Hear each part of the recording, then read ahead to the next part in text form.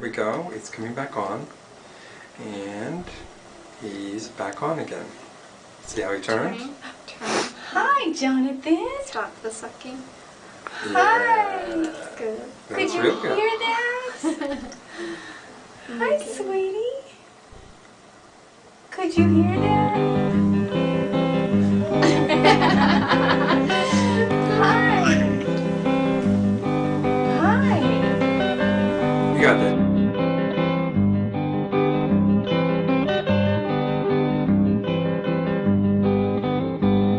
So the implant I actually can wear under my hair, but there's a processor here and the microphone's like right here, and it travels electronically to this thing, and this is actually a magnet. So if I take it out, you can see how it's a magnet. And the surgically implanted part is on the inside, so it gets the hearing information gets magnetically transferred across my skull, and it goes to the internal device, which goes into my cochlea, electronically stimulates it, and sends a message to the brain. It's amazing. That's so cool. Yeah. Hi, I'm Shayna Cooperman, and I have a cochlear implant in my left side and just a regular acoustic hearing aid in my right ear. I received the hearing aids. I had 2 hearing aids when I was born. I was 11 months old when I was diagnosed, and it turns out I qualified for an implant. Now I can sit in lecture halls without any sort of added microphone, which is called an FM system, and I can hear the teacher just fine. I can hear movies and videos really well. That was always a problem before. So the quality of my life has greatly improved with the implant. Like, I don't know where I would be without it right now. Different types of deafness. There's deaf with a capital D, deaf with a lowercase d, and just hearing impaired. And I'm not fully an expert on this, but as far as I know, deaf with a capital D is basically complete deafness. It's mainly the culture of sign language and like not really using any sort of hearing devices. Deaf with a lowercase d means that you have to use some kind of assistive hearing device, and then hearing impaired means that you have some trouble hearing but you don't necessarily need a device. So I would qualify under deaf with a lowercase d. And it's not that like these different intersections are irreconcilable. I think they are. It's just there has been a lot of animosity between the two, particularly because sign language is not used by that many people. It's got its own culture. It's a beautiful language, and when people don't need to use it, it could die out. It could become archaic, so to speak. So there was a lot of flack against cochlear implants and other things that allowed people to not use sign language.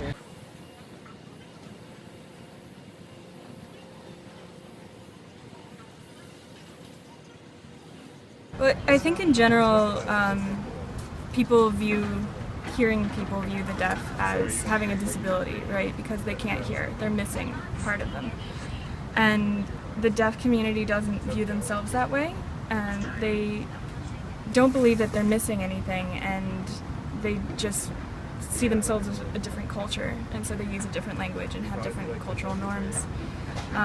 So that's a huge misconception, that a lot of hearing people will go into a conversation with a deaf person feeling pity for them, and the deaf person doesn't view themselves that way. There's a difference between the cultural and the pathological view of deafness. Culturally, deafness is viewed as a cultural identity, not a disability. Pathologically, deafness is a medical condition that should be repaired. Deaf people feel very strongly about hearing people imposing their hearing abilities on the deaf community, and they don't see themselves as disabled.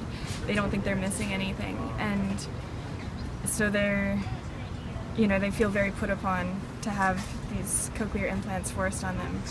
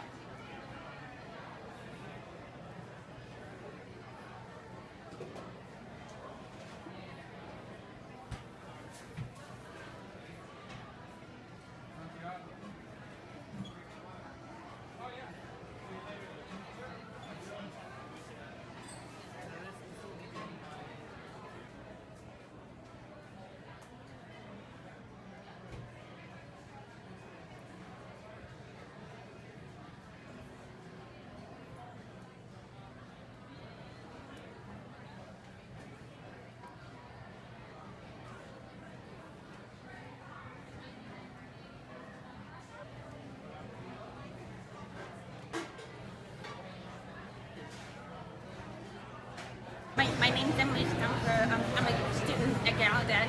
I'm a cochlear implant user. I got my implant when I was 2 in 1987. I like how I have the opportunity to be a part of both worlds. And I think that if my parents didn't get the implant for me, I wouldn't be where I am now. I think I don't really have any involvement with the capital D deaf community, mainly because I just don't know about them. They tend to not be as visible as the lowercase d community because, I mean, places like this are not necessarily suited for people who don't use speech at all. I think that building awareness about it is very important because a lot of people just assume that deaf people are using signed English and that everything is the same, the culture, the grammar, and everything. And that's not true. American Sign Language is only one part of the worldwide deaf culture, and there are other sign languages. A lot of people don't understand that. And sign language is so unique. I've heard that it uses a different part of your brain than spoken languages, and it's very visual and spatial, and so the way you use the space around you to communicate an idea is very interesting to me. When I was in sign language in high school, every Wednesday we would take off lunch and our class period and go to a deaf chat at a local mall. And so I got to meet deaf people from the outset in my sign language studies, and it really is a different culture. I got to learn about, their social norms and the way that you structure sentences and questions in sign language. It was really cool. One thing that really strikes me is that this may just be an American thing in general, but we tend not to talk about topics very openly, especially sensitive topics like politics, sex, and religion. And the deaf culture is very open about all those things. Even if they just met you, they'll ask you about your sex life, which is a very interesting thing to have to deal with coming from our more conservative hearing culture.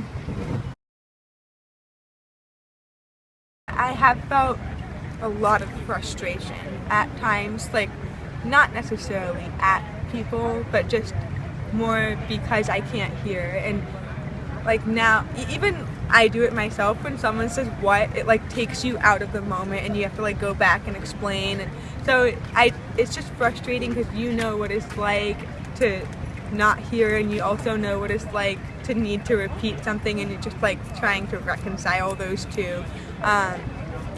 There's definitely, it's not easy, but it's incredibly rewarding when it works. There are things that hearing people can take for granted that just almost, it could be an annoyance to you guys. Like when I first heard birds, for instance, I was like, oh my god, like what is that? First of all, it was very high-pitched and like squeaky. I was like, I don't recognize that sound, and I realized it was birds, and I was like, has that always been happening? Or like leaves rustling. I'm like, does that always happen? Like, what's going on? I think it's almost like it was more jarring for me because like you're going back into what you think is your world, but you realize that there's so much of it that has been going on.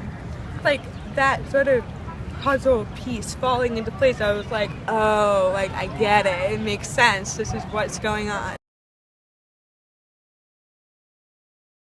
Like, do you want to give your child this opportunity to hear, but maybe take away part of their culture by doing so? It's an interesting dilemma. I thought about this like for myself, like if I ever have a kid, like what would I do? What would I want my kid to have? And for me personally, like being deaf has shaped me so much, and if I could do it again, I would do it the same way because I just got so many life experiences and perspectives and understandings from being deaf. But at the same time, like I've been incredibly lucky. Like I've had access to resources. I've had a family that could give that to me, a family that was supportive and willing to help me. And hopefully, ideally, if I am ever in that like situation where I have a child, I too can give to my child what was given to me.